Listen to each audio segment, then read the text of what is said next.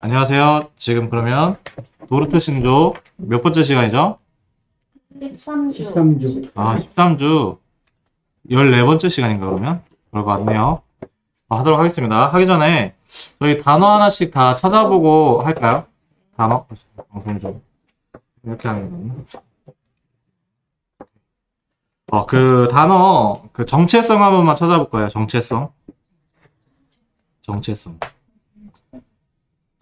한 번만 찾아보겠습니다.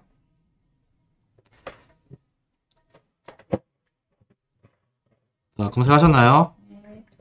우리 어학사전 한번 볼까요? 정체성 첫 번째 국어사전에 나와 있는 그거 한번 구명은 양 한번 읽어주시겠어요? 변하지 아니하는 존재의 본질을 깨닫는 성질 또는 그 성질을 가진 독립적 존재. 그러면 변하지 아니하는 존재의 본질을 깨닫는 성질 또는 그럼 변하지 아니하는 존재의 본질을 갖는 가진 독립적 존재 이렇게라도 생각해도 될까? 뭐 어쨌든 간에 제가 얘기하고자 하는 거는 이게 우리 안에 있는 게 그 법이 새로 주어진 법이 섞이고 바뀌고 옛날에 있던 우리의 법이 바뀌고 이런 게 좀 아니라는 거 의미에서 한번 찾아보면 좀 도움이 되지 않을까 싶어서 그냥 한번 살펴봤습니다. 이게 그래서 변하지 아니하는 그 성질을 가진 독립적 존재 뭐 어쨌든 한번 살펴봤습니다. 조금 약간 뭐라고 해야 되지? 불명확한 것 같기도 한데 한자 사전 보니까 똑같이 나오네요. 어쨌든 본디의 참모습을 가진 깨닫는 뭐 그런 성질을 가진 독립적 존재.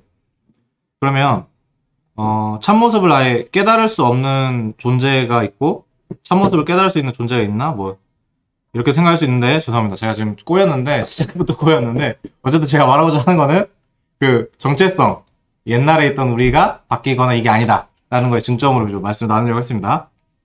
네, 그럼 보겠습니다. 13주 제13항 진정한 확신. 하나님의 자녀는 선택에 대한 인식과 확신 가운데 하나님 앞에서 자신을 겸비케 하고 헤아릴 수 없는 자비의 깊이를 찬양하며 자신을 깨끗이 하고 먼저 사랑해 주신 하나님에게 열렬한 사랑을 돌려드린다. 약간 이게 예배 같죠? 이거 자체가 약간 예배의 모습이랑 좀 연결될 것 같아요. 그죠? 찬양이라는 거랑. 그리고 제가 저번에 서비스와 워십에 대해서 얘기했는데 아마 해외에서 처치 서비스라고 많이 써있나 봐요. 그런 게 우리가 이렇게 섬깁니다. 교회가 이렇게 제공을 섬김을 합니다. 이곳에 오셔서 그 워십 하세요. 그래서 서비스는 그렇게 해서 일하는 그 섬김을 제공한다는 거에서 또 이제 쓰는 것 같아요. 그래서 제가 이제 서비스가 맞다라고 하는 게 아니라 그게 워십이 틀리고 서비스가 맞다라고 하는 게 그런 개념이 아예 다른 개념으로 조금 우리나라에 좀 다르게도 퍼지는 경향이 있는 것 같아서 그래서 그런 거를 이제 해외 나가셨을 때 처치 서비스를 보면 이곳이 섬김이 있구나 예배 섬김이 있구나 라고 생각하시고 그거에 가셔서 하면 될 것 같습니다. 네, 워십이라고 저번에 말씀했죠. 네, 선택에 대한 가르침이 하나님의 자녀로 하여금 그분의 계명을 지키는 것에 게으르게 하거나 육신적인 자기 확신을 갖게 한다는 말은 사실이 아니다. 이러한 말은 스스로 선택의 은혜가 있다고 하는 자, 혹은 선택에 대해 함부로 말하는 자들이 하는 말에 지나지 않는다. 그들은 선택된 자의 길로 가는 것을 거부하는 자들이다. 근데 이거 자체가 말이 안 되는 게 저희가 말을 하는 거는 선택으로부터 나오는데 반드시 믿는 자들은 선택된 자들은 말씀을 듣고 말씀이 심겨져서 그 말씀의 반응으로 그 반응이 드러나는 건데 이러한 반응은 그 말씀의 반응이라고 보기가 어렵겠죠. 그래서 이거 자체가 조금 말씀을 빼놓고 선택만 얘기를 했을 때 오해가 되는 부분 이런 게 있을 것 같아요. 다음 진정한 확신의 효과 한번 이렇게 시계 방향으로 돌아가면서 한번 읽어주시겠어요? 자신에게 선택이 이거 네. 시계 반대 방향. 네. 진정한 확신의 효과. 자신에게 선택의 증거가 분명하게 있음을 확인하게 되면 먼저 자신을 하나님 앞에 낮춘다. 자신이 선택된 것이 오직 하나님의 은혜임을 깨달았기 때문이다. 하나님을 대적하는 것으로 가득 차있던 심령을 부수어서 믿을 수 있도록 역사하신 하나님의 자비를 찬양하며 선택의 목적이 거룩한 삶임을 깨닫고 자신을 깨끗이 한다. 그리고 하나님을 진정으로 사랑하는 마음으로 주의 계명을 더욱 지킨다. 네. 이러한 모습이 매일의 삶 가운데 나타나는 것이 진정한 확신의 효과예요. 이런 거 반응 자체가 여기서 오해하면 안 되는 게 본성이 변해서 이런 걸 드러낸 게 아니겠죠. 이거는 아예 주어진 새로운 정체성의 반응일 것 같아요. 그죠? 요한일서 5장 1절부터 3절 말씀 한번 보도록 하겠습니다. 요한일서 5장 1절부터 3절입니다. 제가 읽도록 하겠습니다.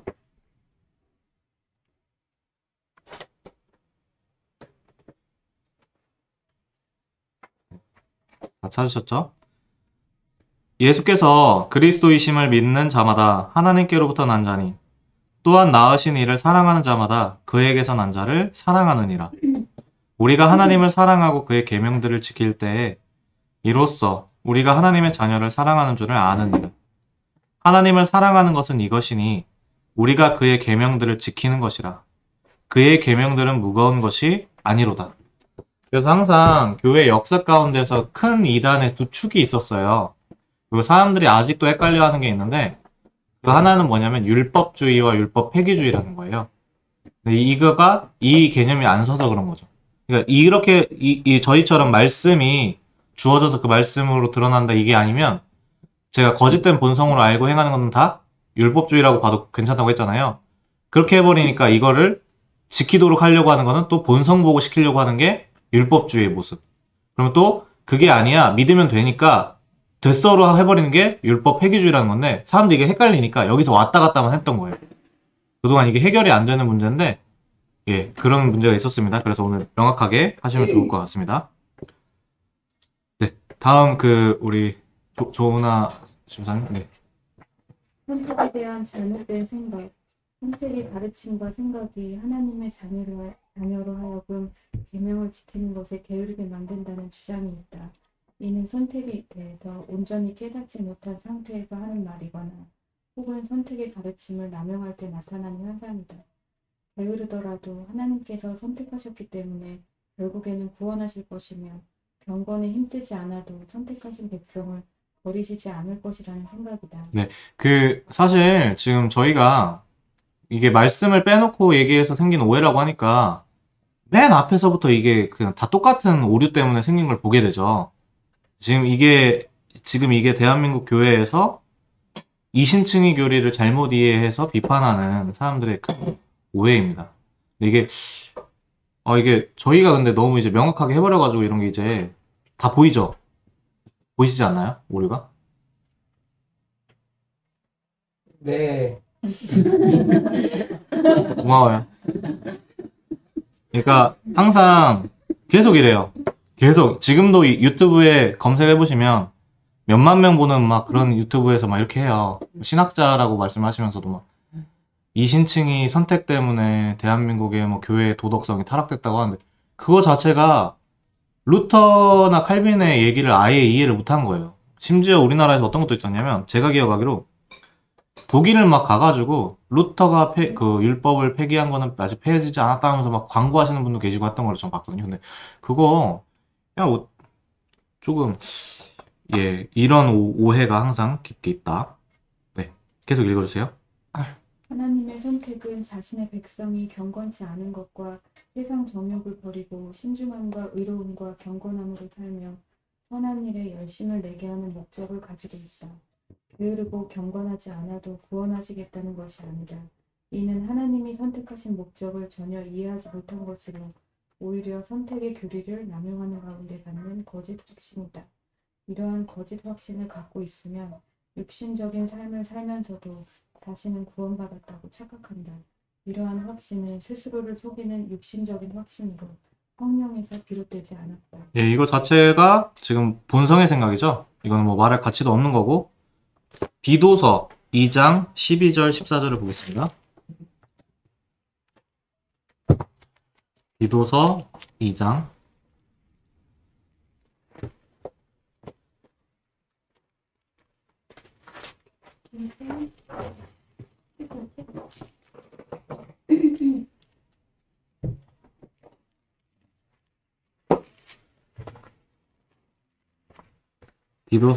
12절부터 14절 말씀입니다.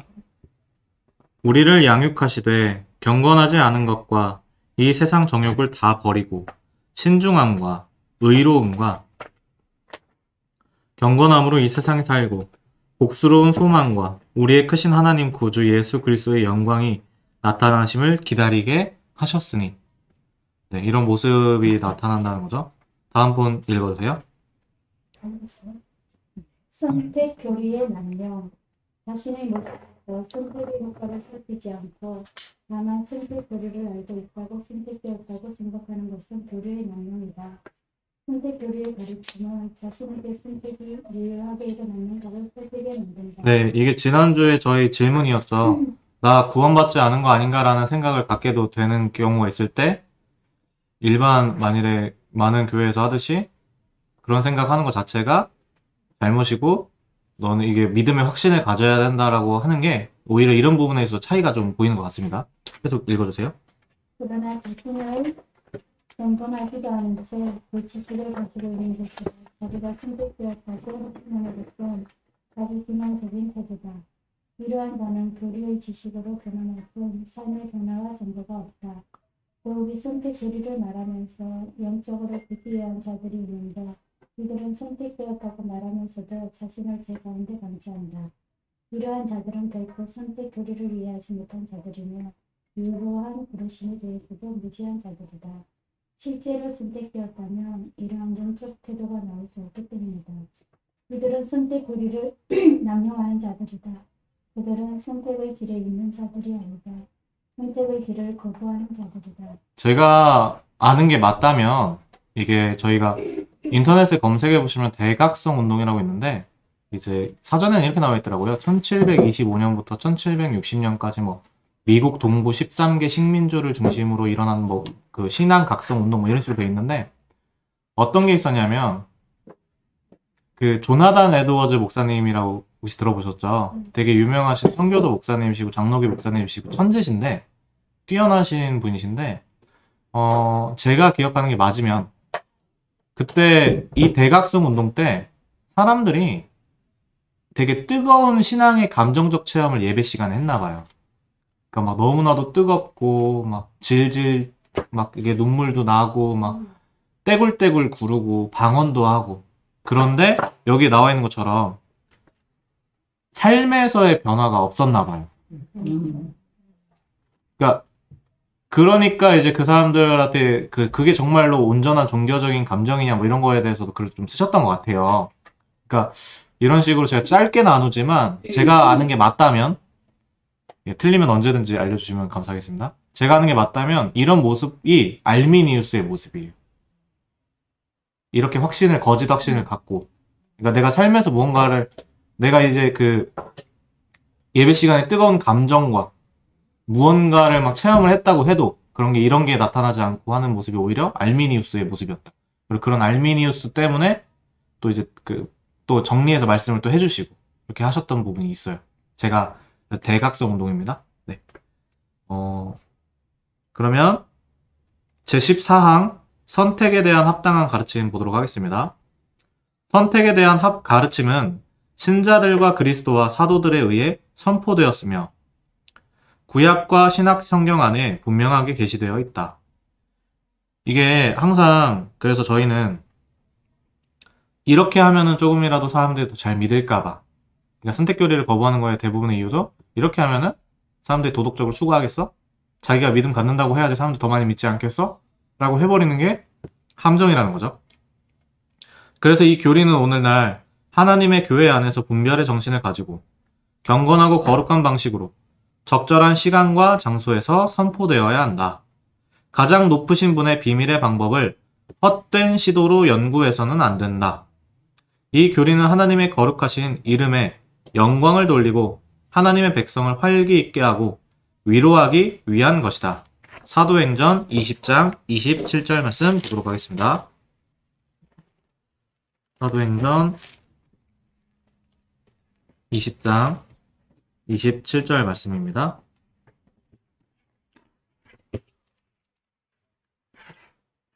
이는 내가 꺼리지 않고 하나님의 뜻을 다 여러분에게 전하였습니다. 하나님의 뜻을 다 전하셨다고 하네요. 로마서 11장 33절 말씀 보도록 하겠습니다.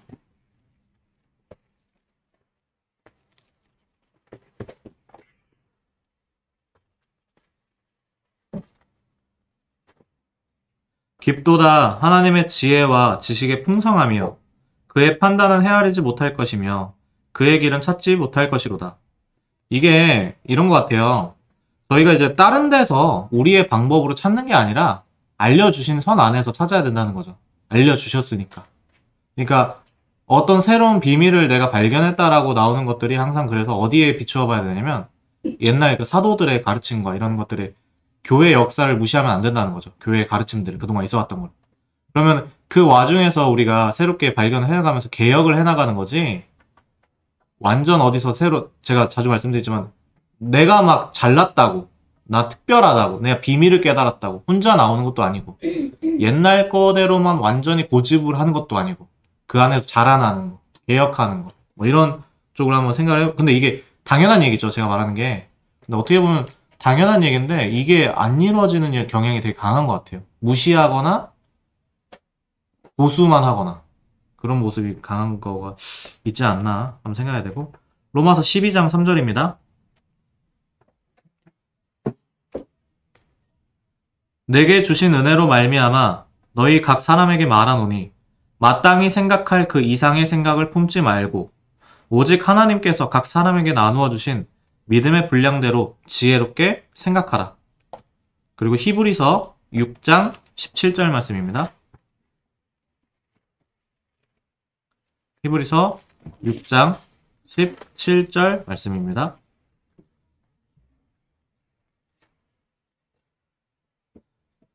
하나님은 약속을 기업으로 받는 자들에게 그 뜻이 변하지 않는다죠. 충분히 나타내시려고 그 일을 맹세로 보증하셨나니.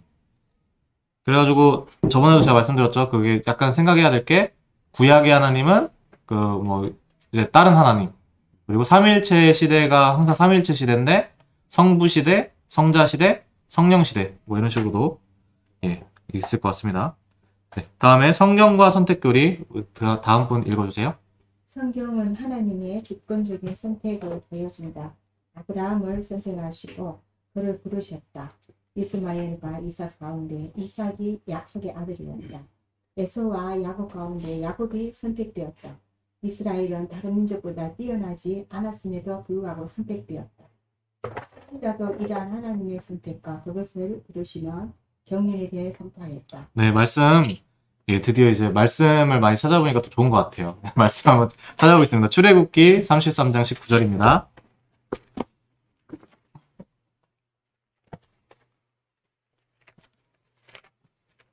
출애굽기 33장 19절입니다. 여호와께서 이르시되 내가 내 모든 선한 것을 네 앞으로 지나가게 하고 여호와의 이름을 네 앞에 선포하리라. 나는 은혜 베풀 자에게 은혜를 베풀고 긍휼히 여길 자에게 긍휼을 베푸느니라. 그 다음에 신명기 4장 37절입니다. 신명기 4장 37절입니다. 네. 여호와께서 네 조상들을 사랑하신 고로 그 후손인 너를 택하시고 큰 권능으로 친히 인도하여 애굽에서 나오게 하시며. 그 다음에 이사야 46장 10절 말씀입니다. 이사야 46장 10절 말씀입니다.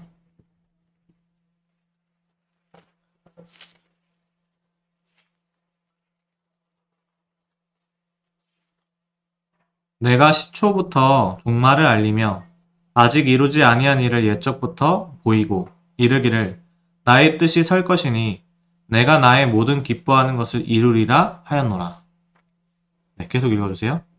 그리스도께서는 모든 자가 복음을 깨닫는 것이 아니라 아버지의 뜻 가운데 허락된 자만이 깨닫는다고 말씀하시므로 선택에 대해 분명히 말씀하셨다. 네, 다 찾아볼게요. 마태복음 11장 25, 27절입니다.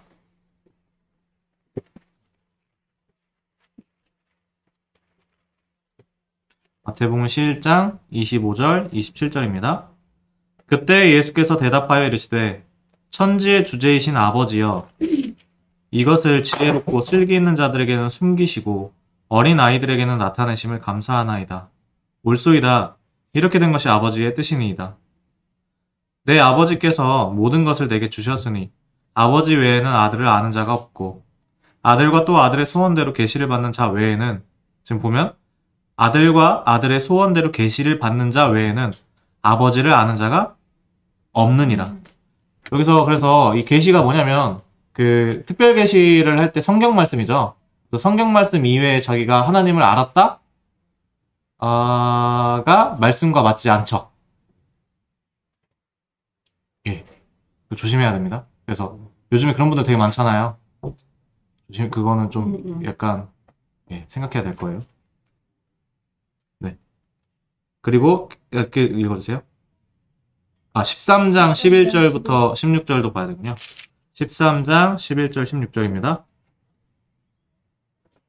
대답하여 이르시되 천국의 비밀을 아는 것이 너희에게는 허락되었으나 그들에게는 아니 되었나니 무릇 있는 자는 받아 넉넉하게 되되 없는 자는 그 있는 것도 빼앗기리라. 그러므로 내가 그들에게 비유로 말하는 것은 그들이 보아도 보지 못하며 들어도 듣지 못하며 깨닫지 못함이니라. 이사야의 예언이 그들에게 이루어졌으니 일러스되 너희가 듣기는 들어도 깨닫지 못할 것이요 보기는 보아도 알지 못하리라. 이 백성들의 마음이 완악하여져서 그 귀는 듣기에 둔하고 눈은 감았으니 이는 눈으로 보고 귀로 듣고 마음으로 깨달아 돌이켜 내게 고침을 받을까 두려워함이라 하였느니라. 그러나 너희 눈은 봄으로 너희 귀는 들음으로 복이 있도다. 네, 여기서도 조심해야 될 게 이게 비밀한 가르침이 아니라는 거죠. 어떤 의미에서냐면 교회에서 멀쩡한 공교회에서 제대로 된 그 가르침을 가르쳐줬던 것들이 비밀하지 않았던 건데 그 제대로 된 원래 교회에서 가르치던 것들을 사람들이 뭐 했냐면 거부하고 계속 만들어낸 거예요. 그런 것들이 이단 사상이고, 그러니까 여기서도 제가 이제 옛날에 저 같은 경우는 헷갈렸거든요. 왜냐면 비밀한 지식으로 깨달음을 얻어서 구원을 받는다도 영지주의인데 우리도 비밀한 지식이 아닌가라고 생각을 했는데 비밀하긴 비밀한데 공교회에서 그냥 다 가르쳐주는 그거인 거예요. 그러니까 제대로 된 교회라면 거기서 선포하는 그 가르침을 제대로 받고 허락되어진 자는 그 가르침이 가르쳐진다는 거죠. 그런 차이가 좀 있다. 그래서 우리가 비밀한 다른 어떤 걸 새로운 거를 막 찾는 그것이 아니라는 거죠. 네, 계속 읽어주세요. 그리고 아버지와 자신의 관계를 설명하시면서 선택에 대해 직접 선포하셨다. 네, 요한복음 10장 26절 30절 말씀입니다. 요한복음 10장 26절 30절 말씀입니다.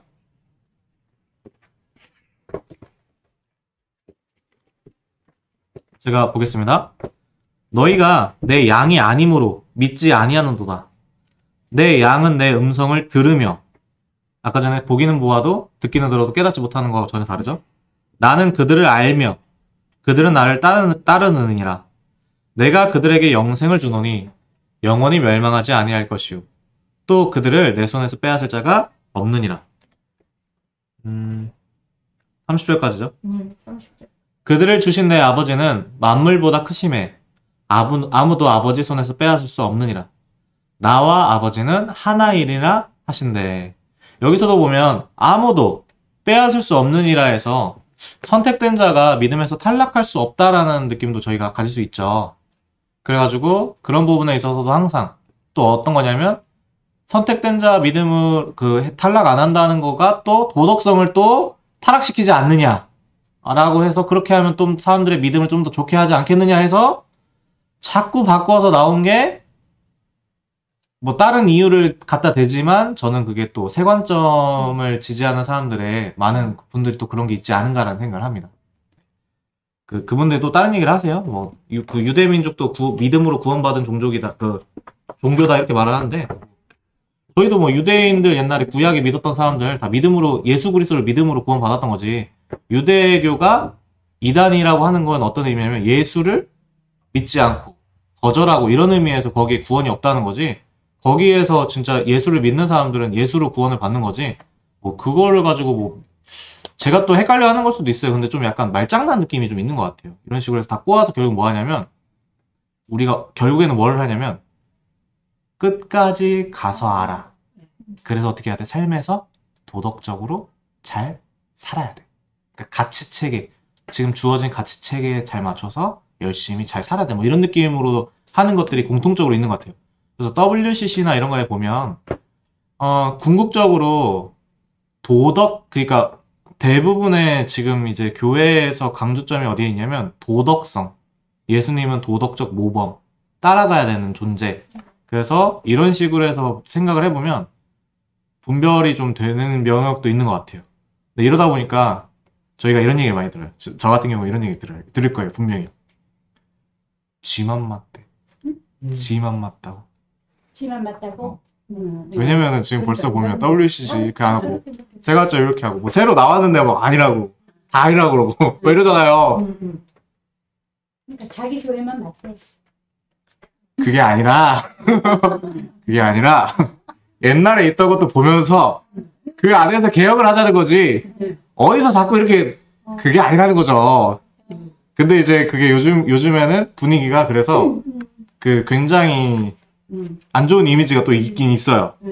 그럼에도 불구하고 당당하게 말하는 거는 율법을 지킨다는 게 곧 도덕법을 지킨다는 거잖아요. 그러니까 도덕적으로 열심히 살게 만들려고 그렇게 해서 이거 하는 거죠. 근데 이렇게 이제 사람들하고 이야기를 하다 보면 요즘 사람들은 자꾸 자꾸 타협을 하려고 그러잖아요. 예를 들어서 여기도 구원이 있다 저기도 구원이 있다 그러면은 얼마나 좋냐. 아니 기독교는 왜 유일하게 자기네만 구원이 그러니까 요즘 젊은 사람들이 이 말을 하나씩 있잖아요. 되게 무서운 것 같아. 뭐라고 그래야 돼? 이렇게 너도 손잡고 나도 손잡고 같이 그 취지는 참 좋잖아. 취지는 좋은데 너무 좋은 말이야. 근데 뭐 기독교는 뭐 너무 자기네들만 구원이 있다 그러고 너무 독불장군식으로 뭐 이런저런 말들 막 하잖아요. 그 사람들이 그런 거 보면은 설명을 들었을 때 내 주관이 없는 사람은 맞어. 그런 식으로 넘어가고 왜. 그리고 그게 아르미니우스가 그렇게 만든 영향이 저는 있다고 생각하거든요. 예를 들어서 어떤 거냐면 그런 거 되게 답답해. 그죠? 막 사람이 믿는다고만 하면 되니까 강제적으로 믿게 만들려고 막 안 좋은 행동들이나 짓들도 하니까 그러니까 뭐 영화에서도 뭐 그런 게 있었다면서요. 뭐 제가 기억하는 게 맞는지 모르겠는데 저도 주워 들었는데 아들이 동성애자니까 엄마가 막 그 성경 구절을 벽에다 탁 붙이고 막 아들한테 비인격적으로 막 해가지고 아들이 결국에 스스로 목숨을 끊었다는 영화가 저 대학교 때 있었던 것 같아요. 그 10년, 한 1, 2년 됐겠구나. 그런 거도 보면은 결국에는 믿음을 뭐하기만 하면 되니까. 억지로라도, 주입시킨. 자기가 믿게만 한다고 하면 되니까. 그러니까 그런 것들을 이렇게 하고서 막, 어디 그 다음에 또 가가지고 무슨 그 영적 싸움이라고 하면서 예수님 십자가와 예수님 형상을 들고 가가지고 막 기도하면서 싸운다고 하고 하는 거. 그게 형상 만들지 말라고 했거든요. 저희 막 그 개혁교회 보면 뒤에 십자가도 제대로 안 하잖아요. 근데 어떤 위험성이 있을까 하는 거냐면 그런 거를 의지하면서 하나님한테 나아가는 어떤 다른 도구로 이렇게 할까 하는 건데. 네. 근데 마치 그런 것처럼 부적처럼 막 십자가 갖고 가가지고 막 성화 갖고 가가지고 막 영적 싸움인 것처럼 막 이렇게 하니까. 근데 그렇게 해가지고 하는 게 그러니까 십자군 전쟁도 제가 역사를 잘 모르지만. 아우 그거 안타깝더라고요. 저도 잘 모르는데 십자군 전쟁 진짜. 그게 그거 이야기 좀. 다 아시는군요. 말하지 마요. 아니 역사 얘기 너무 하니. 우리 저희 역사 강의 한번 듣고 할까요? 십자군 전쟁. 좀 이야기 좀 해줘보세요, 원일사님. 오버하지 마. 근데 그것도 보면은 결국에는 그 자기의 힘으로 저희는 뭘로 하는 거죠? 진리를 순수하게 말씀을 선포하고, 이거 말씀으로 하는 것과 그냥 그리고 그 말씀이 적용이 되어서 그 말씀이 새 생명의 원리가 드러나는 것과 그냥 따르게 어떻게든 해가지고 얘들 믿음을 갖게 만들려고 하는 것들이 있어. 제 생각에는 그런 것들이 있었기 때문에 요즘 젊은이들이 교회 이미지를 갖고 있는 게 전부 다 중세 타락했던 교회의 모습들을 그대로 갖고 있어가지고 그게 지금 우리의 모든 교회가 원래 교회의 가르침이 그거라고 생각하게 된 거 아닐까 그런 생각을 개인적으로 해봅니다. 그 유튜브에 네. 가수 박진영이도 네. 이상하게 가르치대. 아, 애들이 많이 빠지겠어요. 하긴 그 영향력이 크신 분이시니까. 근데 진짜 누가 들어봐도 아닌 것 같아. 그 사람 너무 우리 교묘하게. 목사님 아들 아니야? 자기 아니었나? 아무도 안 들어봤는데 어떤 내용이에요? 그 여자가 집안이 대단한 그런 쪽이잖아. 근데 일단 제가 옛날에도 말씀드렸지만 듣지 마요. 안 듣는 게 나아. 아니 제가 예전에도 말씀드렸지만 아무리 대단하신 천재들이 말씀을 하신다 하더라도 결국에는 우리가 이런 그 역사성이나 이런 거를 무시하면 결국에는 다른 얘기가 나오더라고요. 전혀 다른 얘기가. 그러니까 성경을 자기 마음대로 스스로 해석을 했을 때 똑같은 해석이 나오는 게 거의 저는 이게 없는 것 같아요. 그래서 이게 쉽게 공교회를 무시하지 말라는 게 이런 의미가 아닐까. 네. 미혹하는 영화 재밌어. 네. 그리고 사도들도 구체적으로 선택에 대해 설명하고 있다. 로마서 9장부터 11장까지 다 읽을 순 없으니까 에베소서 1장도 다 읽을 순 없으니까 베드로전서 2장 5절부터 10절만 한번 보도록 하겠습니다. 네, 베드로전서 2장 5절부터 10절입니다.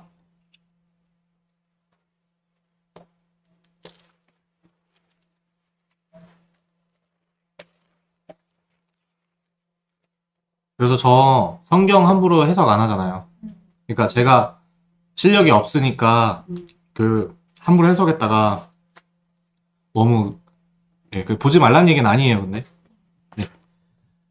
너희도 산 돌같이 신령한 집으로 세워지고 예수 그리스도로 말미암아 하나님이 기쁘게 받으실 신령한 제사를 드릴 거룩한 제사장이 될지니라. 성경에 기록되었으되 보라 내가 택한 보배로운 모퉁이 돌을 시온에 두노니 그를 믿는 자는 부끄러움을 당하지 아니하리라 하였으니 그러므로 믿는 너희에게 보배이나 믿지 아니하는 자에게는 건축자들이 버린 그 돌이 모퉁이의 머릿돌이 되고 또한 부딪히는 돌과 걸려 넘어지게 하는 바위가 되었다 하였느니라. 그들이 말씀을 순종하지 아니함으로 넘어지나니 이는 그들을 이렇게 정하신 것이라. 그러나 너희는 택하신 족속이요 왕같은 제사장들이요 거룩한 나라요 그의 소유가 된 백성이니 이는 너희를 어두운 데서 불러내어 그의 기이한 빛에 들어가게 하신 이에 아름다운 덕을 선포하게 하려 하심이라. 너희가 전에는 백성이 아니더니 여기서 중요한 게 나오죠. 저희가 선택받은 백성들은 삶에서 말씀을 듣고 예수를 영접하는 사건이 일어나야 된다는 거죠. 너희가 전에는 백성이 아니더니 이제는 하나님의 백성이요 전에는 긍휼을 얻지 못하였더니 이제는 긍휼을 얻은 자니라.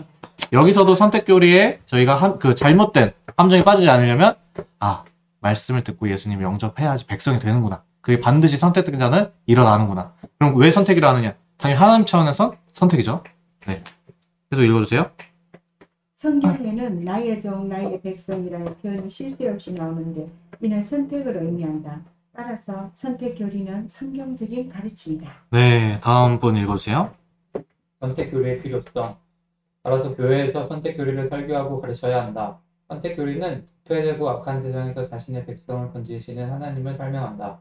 또한 하나님께서 일찍이 자신의 택한 백성과 언약을 맺으시고 세대를 거쳐서 그 언약을 성취하시는 것을 보여준다. 네, 잠시만요. 여기서 이제 언약이라는 부분을 원래 개혁주의에서는 굉장히 중요시하거든요. 언약 신약이라고 해가지고 엄청나게 중요시할 거예요. 그거는 일단 그런 게 있다는 거 말씀을 드리고 시편 105편 8절을 보도록 하겠습니다.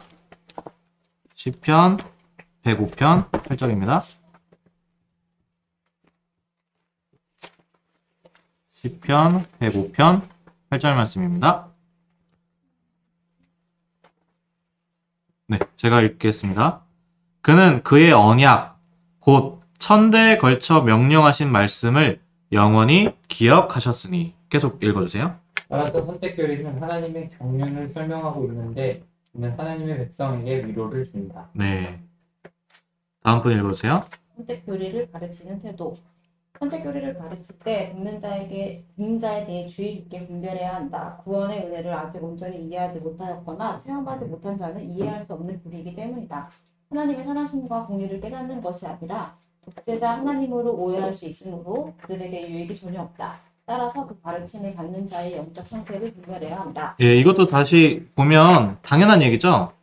하나님의 말씀 자체를 그 말씀 자체가 직접 심겨져서 그 말씀으로 반응하는 게 아니면 당연히 하나님의 말씀을 다 뭘로 해석하니까 본성으로 생각을 하니까 당연한 얘기예요. 그래서 그들을 뭐 하지 말라고 하는 거죠, 제가? 그들과? 논쟁하지 말라. 그렇죠. 논쟁으로 이겨서 믿게 만드는 거가 의미가 없어요. 그러니까 어떤 의미에서 의미가 없다는지 알겠죠. 어차피 예, 안 믿어요. 그거는 가짜예요. 예, 그렇게 꺾어서 하는 거는. 예, 그게 아닌 거죠. 근데 이거를 시도를 많이 하시려고 하시더라고요. 제가 생각했을 때는. 근데 그게 분란을 가져오지 않나. 네. 자, 계속 읽어주세요. 그리고 경건하고 거룩한 방식으로 가르쳐야 한다. 에베소서 1장을 보면 알 수 있듯 선택의 가르침은 우리가 의롭다 함을 받은 근거와 거룩한 삶의 당연함을 설명하는 것이다. 이는 단지 시적 이해를 위한 가르침이 아니라 반드시 구원의 체험이 있어야 이해할 수 있는 가르침이다. 따라서 선택 교리를 가르칠 때 차가운 심령을 가지고 단지 학문적인 지식을 전달하듯 해서는 안 된다. 예, 여기서도 좀 오해가 있을 수 있어요.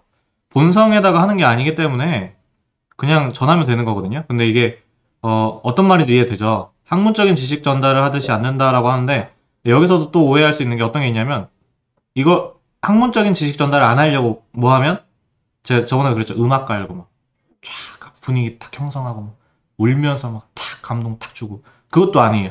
이거 자체도 살짝 이 문단 자체가 약간 이런 게 있으면 좋을 것 같아요. 새로운 생명의 원리가 심겨지는 거에 대해서 여기도 그 개념이 빠져 있다. 예. 새로운 생명의 원리가 심겨지는 것. 새로운 정체성이 아예 주어지는 것.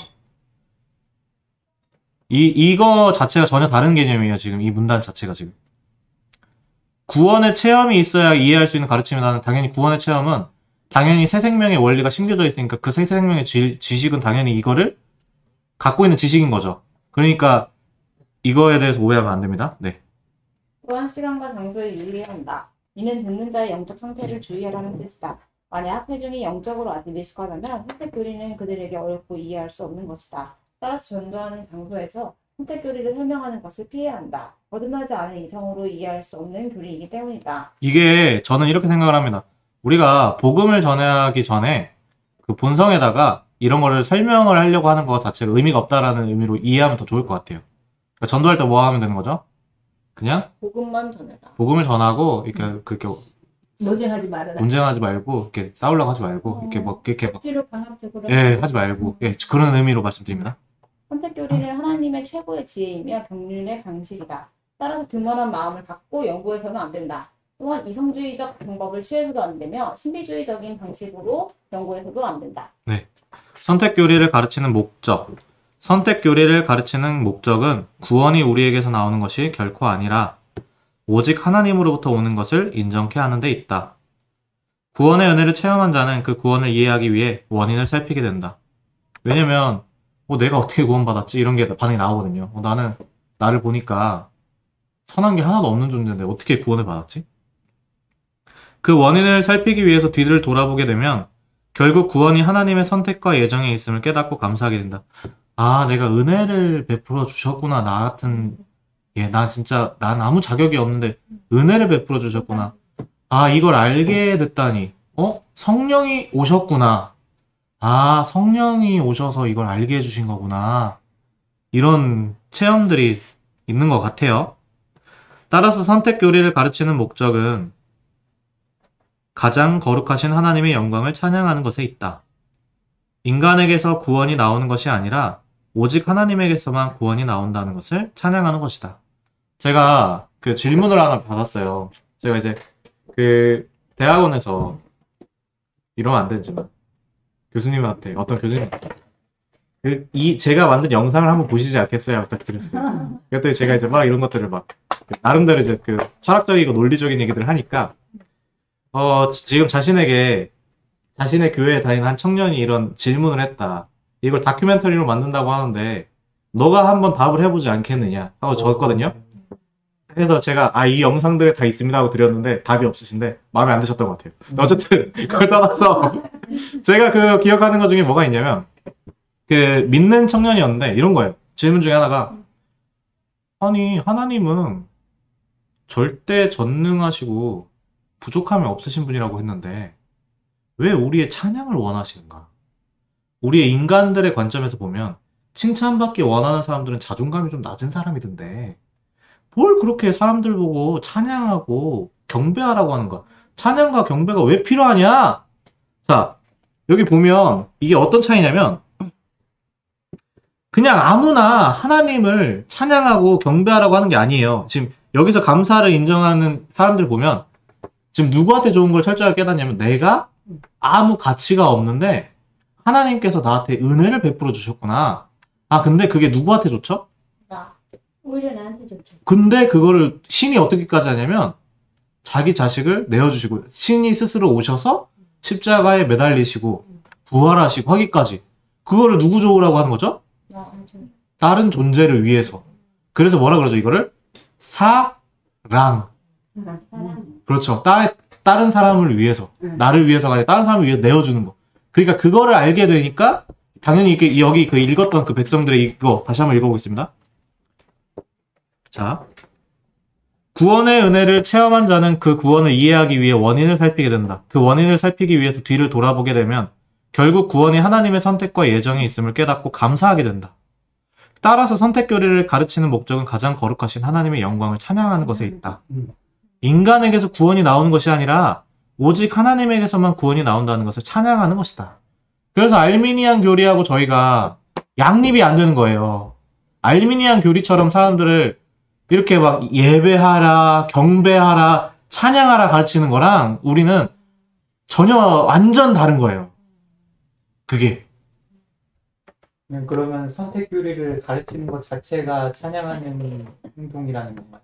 선택 교리를 가르치는 게 바른 성경 말씀이고 그거에 대해서 선택된 자가 정말로 그거를 알게 된 자는 자연스럽게 그 은혜에 감사하는 거고 그렇게 하는 걸 하나님이 원하시는 거지 그게 올바른 거고 그리고 그게 누구한테 좋은 걸 알게 되니까 그 피조물들이 우리한테 그렇게 하는 거지 사람들 보고 억지로 그냥 야 믿지도 않는데 그냥 경배해 찬양해 하나님께서 그런 걸 경배 받으셔 이렇게 하도록 하는 그 방법 자체가 전혀 다르다는 거죠. 예. 강압적이지 않고 당연히 감사해서 드리는 우리의 예. 일을 기뻐하신다. 예, 그렇죠. 이게 선택 교리가 지식이 있게 되면 당연히 그렇게 되는 거죠.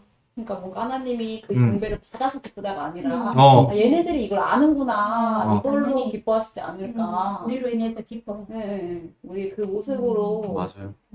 기뻐하신 것 같아요. 네, 맞습니다. 그래서 전혀 느낌이 다르죠. 그래서 하나님은 경배와 찬양을 받기 원하시는 게 아니다. 그럼 경배와 찬양을 돌리는 거는 우리가 진짜 그걸 알게 되니까 감사해서 그런 느낌이 있죠. 어떤 말씀인지 전해졌죠. 네. 선택 교리는 신자로 하여금 더욱 겸손하게 하며 왜냐면 자기에게서 나올 게 없으니까 하나님의 은혜에 감사하게 만든다. 이게 저희 장로교 교리 중에 아마 그게 있을 거예요. 무조건적 선택. 예, 불가항력적 은혜, 뭐 무조건적 선택, 뭐 이런 표현들이 있거든요. 여기 5개를 얘기를 해요. 예, 도르트 신조에서 5개를 얘기해요. 뭐 전적 타락, 뭐 제한 속죄, 무조건 선택, 예, 거절할 수 없는 은혜, 불가항력적 은혜, 성도의 견인 뭐 이런 식으로 얘기하는데 사람의 어떤 걸로 보고서 고르신 게 아닌 거죠. 왜냐면 그 사람 뭐밖에 없으니까. 하나님을 만족할 수 있는 게 아무것도 없으니까 그 조건을 보고 한 게 아닌 거예요. 네. 더 나아가 자신의 구원을 완성시키실 하나님을 바라보게 하며 이로 인해 신자는 더욱 생동감 있는 신앙생활을 하게 된다. 또한 고난과 어려움 가운데 있을 때 위로를 받게 된다. 아멘. 네, 어떻게 시간이 2시 정도 됐는데 다음 장 나갈까요? 할 수 있을 우리 것 같아요. 금방 할 것 같은데. 금방 할 것 같아요. 이게 괜찮으세요? 좀 약간 아까 전에 시작할 때 저희 한 주 동안 어떻게 성경 말씀 뭐 보고 이런 것도 안 나눴는데 지금 분위기 괜찮으세요? 네. 괜찮아요. 사모님 괜찮으세요? 괜찮아요. 한번 검사 한번 하고 갈까요? 하나님 나빴어요. 네. 그러면 제 15항 6위 부분 보도록 하겠습니다. 이게 솔직히 이게 좀 약간 저는 조금 무서운 말이에요. 저한테 좀 부담스러운 그 항이긴 해요. 제가 아직 공부가 짧아서. 솔직하게 말씀드립니다. 그래서 이거는 그냥 저희 같이 한번 보고 저희 목사님께서 올리신 거를 나중에 한번 하시는 게 더 좋을 것 같아요. 그냥 저랑 이거는 그냥 한번 보는 걸로 할게요. 이거 솔직히 말씀드립니다. 아직 부족하다는 거. 자, 성경은 우리에게 과분한 영원하신 선택에 대한 은혜를 강조한다. 모든 사람이 선택되지 않았다는 것. 즉, 어떤 이는 선택되지 못했음에 대해 우리를 위해 분명하게 보여주고 있다. 하나님은 자신의 전적인 자유와 최고의 의로우심과 결점이 없는 불변의 선한 기쁘심의 근거에 그들을 비참한 가운데 버려두기로 작정하셨다. 하나님께서는 그들에게 구원의 믿음과 회심의 은혜를 허락하지 않기로 작정하셨다. 그들로 하여금 자신의 길을 가도록 허락함으로써 마지막에는 하나님의 공의를 드러내기 위해 그들을 정죄하고 심판하실 것이다. 이것은 그들의 불신앙과 죄 때문인데 이것이 유기의 작정이다. 이를 두고 하나님을 죄를 조성하는 분으로 여긴다면 그야말로 불경건한 생각이 아닐 수 없다. 오히려 하나님은 두려우며 결점이 없으시고 의로우신 재판장이시다. 이게 그런 옛날 나왔던 거 한번 생각을 해볼게요. 저희가 아담이 근데 뭐 할 수 있는 거죠? 죄를 지을 수도 있고 죄를 짓지 않을 수도 있는데 그러면 아담까지 이렇게 작정을 하시고 그 다음에 아담이 자기가 어떻게 하고 자기의 선택의 열매를 맺고 그 중에서 하나님께서 다시 예수께서 선택을 하시고 그러면 죄 있는 자들이 그러니까 인간의 자유의지가 어느 정도까지냐면 제가 한번 생각할게. 다른 죄 있는 존재들을 잉태할 만큼 인간의 자유의지가 어마어마한 존재로 지음을 받았구나. 그럼 그 책임도 약간 어마어마하겠죠. 그래서 저 죄인들이 우리의 죄로 인해 났구나 해서 자신이 내어주고 기꺼이 그 아벨이 가인에게 맞아 죽을 때도 아마 그런 모습들이 십자가에 내어주시면 이런 것도 아마 초대교회 그리스도인들의 모습들이 저희가 생각하기에는 그런 거를 알아서 그렇지 않았을까. 내 죄가 저 존재들 낳았구나. 저 비참한 존재들. 그러니까 그러니까 죄를 낳을 만큼. 예. 그런 부분에 있어서 좀 차이가 한번 나눠보고요. 유기의 정의. 하나님께서 모든 자를 선택하지 않으시고, 이게 이런 식으로 보면 하나님께서 죄를 작정하신 게 아니라, 하나님께서는 선택. 이렇게만 있으시고, 그렇게 하는 게 차이가 좀 생길 것 같습니다. 그, 목사님께서 메인 플랜이랑 서브 플랜 이런 거 말씀하신 거 있는데 한번 꼭 봐주세요. 제가 누누이 말씀드리지만 좀 부족합니다. 그들을 버려두기로 작정하신 것을 유기라고 한다. 이들은 하나님의 선택에서 제외되어 그들 스스로의 죄악 가운데 있다가 멸망한다. 사실 이게 이런 말을 할 것도 없는 게 그들은 뭐죠? 그냥 하나님께서 낳으라고 하신 게 아니라 묵인 그런 죄가 일어나도 약간 자유의지가 이렇게 했을 때 묵인으로 허용된 거지 하나님께서 얘네를 낳으라고 한 게 아니라는 거죠. 그러니까 엄청난 인간의 자유의지의 죄가 어마어마한 거죠. 그래서 이런 식으로 생각을 해보면 뭐 그냥 말할 필요도 없는 거죠. 어떤 거냐면 이제 그 막 어떤 조건이나 이런 거 말할 필요도 없는 거고 내가 착한 일을 했어요 이런 거 할 것도 없는 거고 왜냐면 존재 자체가 그냥 묵인된 존재, 허용된 존재들이니까. 예. 이들은 하나님이 선택에서 제외되었기 때문에 하나님께서는 그들에게 구원의 믿음을 주시지 않으시며 회심의 은혜를 베풀지 않으신다. 선택을 불러내신 것이라고 한다면 유기는 내버려 두신 것이다. 그래서 선택된 자들은 이런 존재들인데 거기에서 선택을 받았기 때문에 그 감사하고 자신에게서 더 이상 더 찾지 않는 거죠. 무조건 선택이랑 같이 연결이 됩니다. 유기의 근거.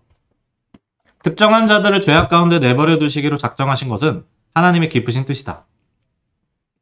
저번에 선의 원칙이라는 거 얘기 있었죠. 하나님께서 선의 원칙에 따라서 하나님께서는 그들을 유기하시는 것이 좋다고 보시는 것이다. 즉 하나님의 전적인 자유와 주권으로부터 어떤 자들을 내버려 두시기로 작정하셨는데 이는 그분의 의로우심에서 나왔다. 하나님께서 어떤 자들에게 은혜 베풀기를 거절하신 것에 대해 인생들이 왈가왈부할 수 없다. 하나님의 깊으신 지혜를 알 수도 없으며 그 뜻을 다 헤아릴 수도 없기 때문이다. 근데 여기서도 차이가 나는 게 저희가 믿는 자들은 반드시 말씀을 경험을 하고 체험을 한다는 거를 얘기를 하니까 이게 좀 약간 논란이 좀 덜한 것 같은데 이걸 빼버리면 어떻게 되냐면 아까도 했지만 이거 어차피 안 믿어도 되네. 그러니까 내가 하는 게 소용이 어차피 선택을 다 하는 거네. 할 게 없네. 어차피 선택돼 있으면 나 나중에 구원 받을 거네. 라는 생각이 든다는지. 아니야. 야 그런 게 어딨어. 하나님께서 너희한테 다 자유의지를 주셨는데 너희가 믿으면 되는 거야. 하면서 인간에게 일으키려고 한다든지. 저희가 말하는 거는 자유의지대로 저희는 다 행합니다. 근데 온전히 선과 악을 택할 수 있던 그러니까 그런 선택을 할 수 있던 존재는 아담이고 저희는 자유의지로 하나님께 온전히 나아갈 수가 없는 거예요. 그래서 저희는 반드시 말씀을 경험을 하고 그런 것들이 이루어져서 이런 것들 차이가 있습니다. 그래가지고 그 두 가지를 또 여기서도 말씀의 역사를 빼버리면 또다시 율법주의나 율법 폐기주의의 그 오해로 나가게 됩니다. 유기된 자에게 나타나는 특징.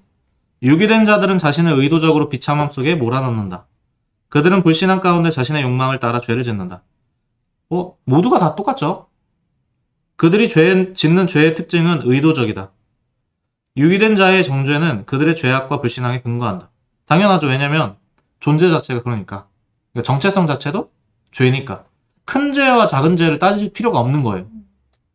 이들을 예수 안 믿는다는 게 그게 절대. 이들을 정죄함에 있어서 하나님은 절대적으로 의로우시다. 하나님의 공의를 드러내기 위한 목적. 우리는 인류의 불신앙에 대해 하나님을 비난할 수 없다. 모든 인간은 구원의 은혜를 구하지도 찾지도 않는다. 근데 여기서 조심해야 될 게 있습니다. 또 이제 그 질문 중에 이게 있더라고요. 아니 힌트라도 좀 주면 하나님 힌트라도 좀 주면은 됐을 텐데 왜 힌트도 안 주세요라고 돼 있더라고요. 근데 그게 바로 1500년 전부터 저희가 얘기했던 신의식 얘기거든요. 그러니까 어떤 의미냐면 제가 만약에 불신자 역할을 한번 해볼게요. 신이 어딨어? 제가 말했어요. 저의 입에 무슨 단어가 있죠 지금? 신이 있다는 거. 신은 존재하지 않아. 신. 그러니까 내가 어떤 다른 종교를 갖고 있어요. 신은 내가 기도하면 그냥 만나는 거야. 이렇게 직관하면 돼. 탁해. 그거 틀렸어도 뭐 지금 신이라는 게 있죠. 그렇죠? 존재한다는 거지. 예. 야, 신은 없어라고 하든지 신은 뭐라고 하든지 간에 신이라는 개념 자체를 이미 신의식을 갖고 있죠. 근데 그걸 신지식이라고는 안 해요. 신의식은 다 있는데 온전한 하나님을 아는 신지식은 어디에서 계시느냐? 성경. 예. 그게 1500년 전부터 저희가 얘기했던 신의식과 신지식 이런 얘기인 것 같아요. 그런 부분에 있어서 이게 있습니다.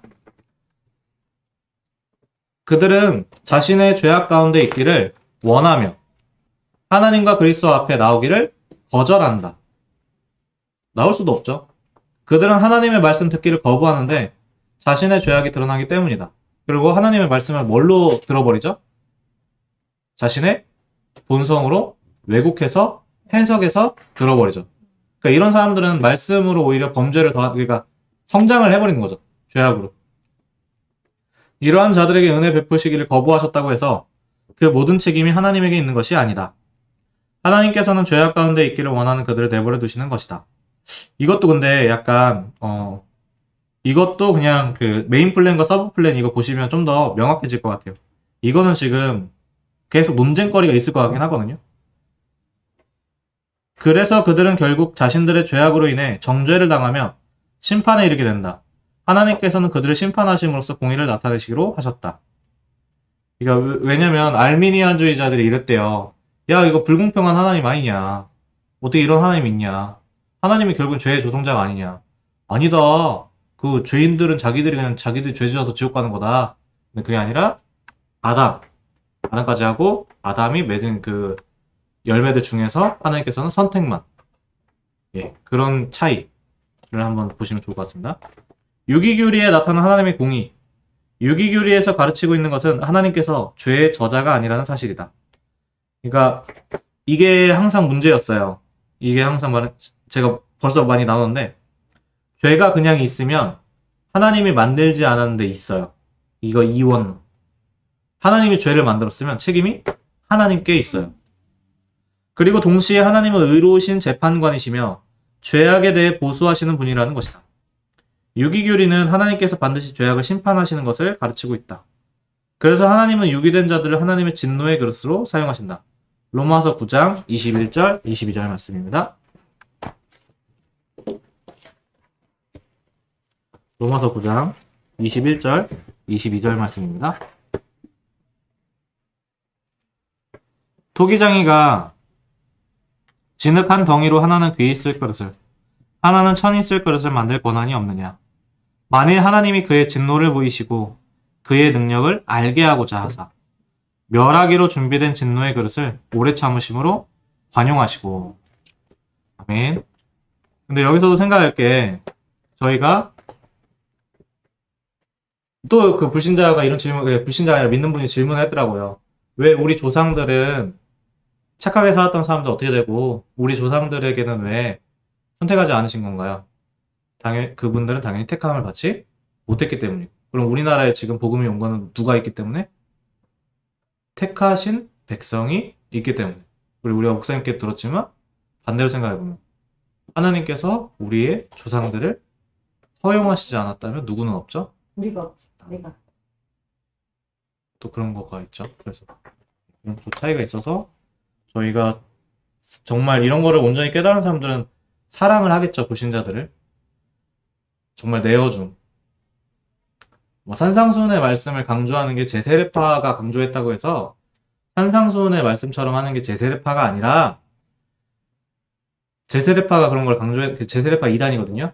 도덕성적인 거를 되게 중시했었는데 신비한 것도 있었고요. 근데 그런 거를 떠나서 산상수훈의 말씀이 정말 그 참된 그리스도인의 정체성이 주어진 사람들은 또 드러나겠죠. 그런 또